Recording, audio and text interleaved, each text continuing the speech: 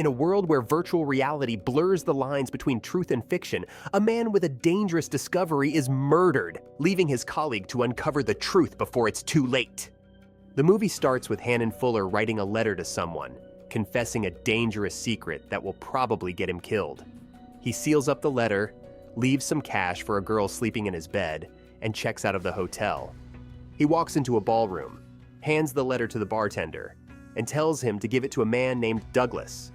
While Hannon's getting into a cab, the bartender gets curious, opens the letter, and reads what's inside. Hannon makes it back home and is about to get cozy with his wife, but suddenly, he snaps awake again in 1999 Los Angeles. Hannon leaves the server room and heads into a bar. He orders a martini and goes to the telephone to call Douglas. A man hiding behind the exit door calls him out, and just as Hannon's about to reveal his significant discovery, he gets stabbed in a dark alley. Douglas, his friend and the one he's teaching, wakes up in his apartment to find a bloody shirt and a recorded message from an LAPD detective. He goes to Detective Larry's office and is taken to identify Hannon's body. The detective questions Douglas, who shares he's been with Hannon's multi-billion-dollar computer business for 6 years. He was as much a boss as a friend to Douglas, and Hannon didn't have any family to call except Douglas. As they keep talking, Douglas walks into Hannon's office. When Larry questions what Hannon's involved with, Douglas mentions it's sensitive stuff. In the office, Douglas runs into Jane Fuller, Hannon Fuller's daughter, mourning her dad.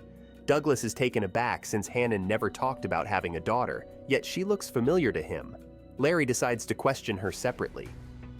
Douglas visits the 13th floor, where his associate Jason is also struggling with Hannon's death. Jason shares that Hannon kept diving into their brand new VR simulation of 1937 Los Angeles, even though they were months away from the first trial. Feeling suspicious, Douglas asks Jason if he's heard about Hannon's daughter, but Jason's just as shocked. Douglas watches her hop into a cab and decides to follow her. Meanwhile, Larry bumps into Jason and starts asking him about their research. Jason reveals that they've got this simulation going, filled with simulated people who don't know they're just computer programs. They picked 1937 to set it all in because that's when Hannon was young. Douglas finally tracks Jane down at her hotel and wants to know her last chat with Hannon. Jane says that her dad was stressed and wanted her to fly to the US to help him shut down this new VR system. This is news to Douglas too. Hannon had never mentioned it to him, and it took him by surprise. Jane meets her lawyer, who tells her something shocking. Her dad changed his will to make Douglas the primary person to inherit the company. This news surprises both her and Douglas. Douglas then shares with Larry that he was on a plane when all this happened. When Larry asks if Douglas had a chat with Hannon before he passed away, Douglas denies it. However, Larry points out that phone records show Douglas was the last person Hannon called, making him a suspect. Larry then warns him to stay put and not to leave town. He finds a message from Hannon on his phone, telling him he left a message for him in the simulation. With his associate Jason's help, Douglas tries to find the message. Jason warns him about the risks of going into the simulation at this phase, saying it could kill him. Douglas lets on that he's the main suspect in the case, and the evidence against him is so solid that he starts to question if he's actually innocent. He wants to go into the simulation to clear his name. Jason agrees but only wants to set the timer for 60 minutes, but Douglas pushes for 120 minutes. The transfer works out perfectly, and Douglas steps into virtual reality, finding himself working as a bank clerk named John Ferguson. The whole switch-up shocks him, so he heads to the men's restroom to gather his thoughts. That's where his manager finds him and suggests he should catch some fresh air. He takes the advice and steps outside, soaking in the sights of old Los Angeles. Feeling better, he enters a library and stumbles upon a simulation that looks just like Hannon. Douglas is taken aback. He tries to bring up Hannon by asking about a book Hannon wrote back in the 70s, but the librarian doesn't ring a bell on Hannon. However, he does recognize Douglas's face. He can't remember him, and Douglas decides to head out. He travels to another address to look for Bridget, and her mom points him toward the Wilshire Grand Hotel in LA, where Bridget's working. Driving through an LA under construction, Douglas makes his way to the hotel. There, he finds Bridget right in the middle of her dance rehearsal. She's nice enough to introduce him to Ashton, a bartender who looks like Jason. Ashton, who had read the message that Hannon left for Douglas, says even though he knows Hannon, He didn't leave any message for Douglas. In the simulation, Douglas runs out of time, so he hurries to the restroom. There, he has a seizure and wakes up outside the simulation, all sweaty. At the same time, John wakes up inside the simulation and asks Ashton where he is, which makes him suspicious. Jason talks to him about the simulation. Douglas says it's almost perfect, but the colors aren't quite right. Then there's Tom Jones, a buddy of Hannon's. He's the guy who runs the bar Hannon visited before he died. Tom, who suspects Douglas is the murderer, tries to blackmail him for his silence. The two get into a fight, and Douglas ends up smashing his head on a car. This makes him run off with a threat to expose him. He then runs into Jane and tells her that, although he knows Hannon was trying to get in touch with him before he got killed, he can't remember if they spoke. Jane advises him to go to the police with this information and avoid the machine, since it messes with his memory. Douglas brings up again that he feels like he's met Jane before. As they dance, Jane admits she feels the same about Douglas. She thinks it's like love at first sight, and they kiss. At night, Douglas gets arrested at his apartment because his car was seen on the security camera at the bar. Larry then says that after Tom noted he saw Douglas meeting with Hannon the night Hannon got killed, he too was murdered. Larry thinks Douglas killed Hannon because Hannon wanted to shut down the company. While Douglas waits in his cell, he gets let go because Jane gives him an alibi. Douglas talks about feeling unsure about his memories and decides to check everything by logging into the system again. Douglas sets the timer for 120 minutes again, but something goes wrong before the transfer starts. Douglas wakes up as John in the middle of a dance practice. He walks out when a woman insists he join the contest. He returns to Grierson, the librarian who looks much like Hannon. Even though he ends up breaking his window, he stops Grierson from calling the cops by telling him he knows about his blackouts. Grierson shares that he dreams about being with younger girls, and when he snaps out of these dreams, he's full of their perfumes, making his wife think he has a secret love life. He shares that although he's never cheated on his wife, he found a case with a fancy suit in his office.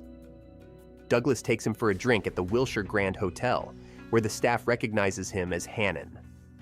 Douglas takes him to a seat and asks him to recall something from his memories. Grierson remembers Bridget, and through this memory, he recalls giving a letter to Ashton. Ashton then leads him to the locker room where he points a gun at Douglas. Even though Douglas swears he's John, Ashton has read the message and found out he's an artificial creation. He wants to talk to Hannon to make sure about something. He mentions he drove to Tucson and followed the instructions in Hannon's letter only to find the end of the simulation. Realizing everything about their reality is messed up, Ashton gets scared and mad. He shoots Douglas to make him feel pain and to punish him for creating them. Despite this, Douglas manages to fight back and escape. Even after 120 minutes, he doesn't exit the simulation. A chase starts, and Douglas leads Ashton to a pool where he ambushes him, grabs his gun, and questions him about the letter. Ashton hands him the letter but then pushes him into the pool and tries to drown him until Jason pulls him out of the simulation. Jason tells him that Douglas didn't start the timer and warns him it's dangerous to go in alone. Douglas gets why Hannon wants to shut down the simulation and tells Jason that the characters in the simulation are real people with their own lives, and they are messing with them.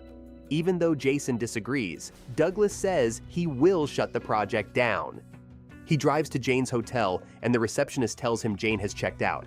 In the lobby, Larry tells Douglas that Jane has vanished, and Hannon never had a daughter. Even though they tried to contact the French authorities to search for her, they found no one had ever heard of her.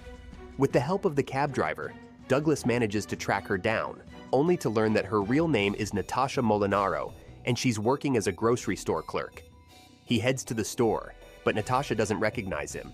He accidentally leaves his credit card behind, which makes Natasha chase after Douglas into the parking lot, where she mentions she remembers him from somewhere. This leads Douglas to experiment with the VR system, just like Hannon's message told him to. When he does, he discovers that the world turns into a simple wireframe model past a certain point. Douglas understands what Hannon was saying and that even 1999 Los Angeles is just a simulation. At the same time, Larry heads over to where Natasha works, but she doesn't remember him. He looks her up but can't find anything about her. Jane returns to the simulation and calls Douglas, promising to let him in on the truth. She asks him to meet up in Hannon's office. There, Jane lays it all out for Douglas. She tells him his world is just one in thousands of virtual ones. But it's special because it's the only one that's created its own virtual world. Jane, she's from the real world, living outside the simulation back in the 90s. Douglas suspects Jane might have something to do with Hannon's death, but Jane says that she stepped into the virtual world after Hannon died. She took on the role of Hannon's daughter, aimed to take over the company, and planned to shut down the 1937 simulation. But Hannon messed up the plan and made Douglas the company heir before his death. Douglas wants to know who killed Hannon, and Jane reveals that it was actually Douglas's user pulling the strings and doing the dirty work through Douglas. This throws Douglas into a major loop, making him freak out about the situation. He starts worrying that Jane could silence him now that he's onto the whole simulation. But Jane quickly calms him down, telling him he's got a soul just as real as Hannon's was. Then Jane reveals that the digital version of Douglas is modeled after David, Jane's husband, in the real world. But Jane found herself falling for this virtual Douglas. David carries out the murders using Douglas's body. He gets increasingly jealous and crazy because he's been using VR too much. He's been living out his mean fantasies so much that he threatened to kill Jane. Douglas is shocked and mentions she doesn't even know him, but then Jane reveals she's been watching him since the simulation started. She says that Douglas in the simulation is a much better person than the real David. Douglas wonders if he's real, but Jane silences him with a kiss. Jason steps into the 1937 simulation by himself, taking over the body of bartender Ashton, who has kidnapped John and tied him up in the trunk of his car. The shock of the switch makes him accidentally swerve the car and crash, which gets the cops' attention. They think he's been drinking and driving.